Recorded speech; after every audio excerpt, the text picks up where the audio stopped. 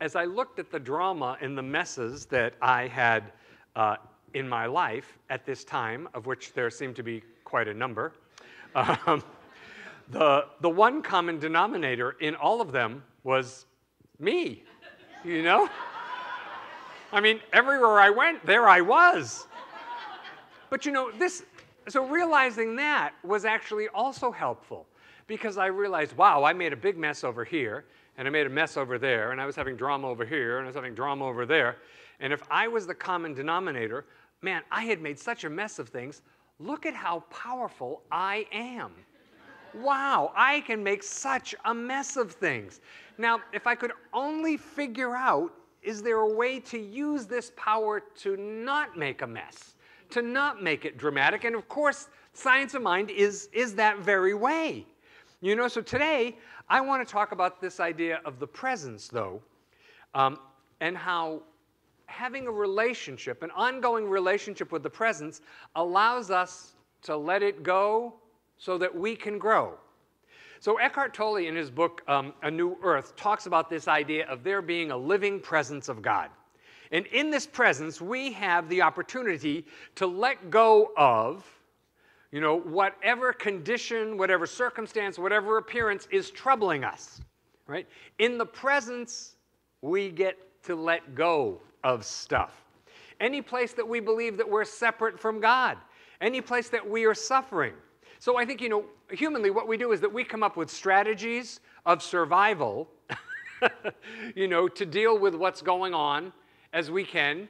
The strategy of survival is usually, what do I need to do to feel as little pain as possible and not have to change me, right? Is really what's on the other side of that strategy for survival, right?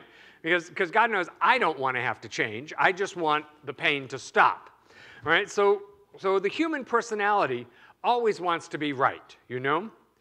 The human personality loves to be right. Don't you love to be right? I love to be right. Ooh, yeah. Oh my God, that's just like nuts on the Sunday, being right. It is just great, you know? It's just not right, it's just not complete without it. But you know, in A Course in Miracles, another spiritual philosophy, similar in many ways to Science of Mind, it poses the question, do you want to be right or do you want to be happy? And I say, yes. Right? Do you want to be right or do you want to be happy? Well, I'd like to be both, but that's not the choice that's being offered. Right or happy, right or happy. And I think early on in our spiritual evolution, we always want to be right, right? Absolutely. But as we continue to evolve spiritually, we notice that being right can also be painful sometimes. And so a better choice, a more evolved choice, a choice of a more uplifted, expansive consciousness is, I really want to be happy here. So what I know is that our souls long to be free. Our souls do not long to be right. Our souls long to be free. So there's a great promise from the book of Revelations. It says, there shall be no more suffering. There shall be no more error. There shall be no more crying. And yes, even no more death. Behold, I make all things new, for these former things have passed away. So your future doesn't have to look like your past. Isn't that good news? Right? But for all these things to be made new, this takes place in the presence of the one life that is God.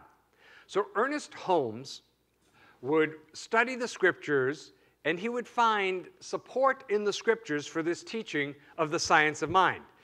And the one that he really likes is this idea that the highest God, our highest idea of God, and the innermost God is one God, right? That there is only one.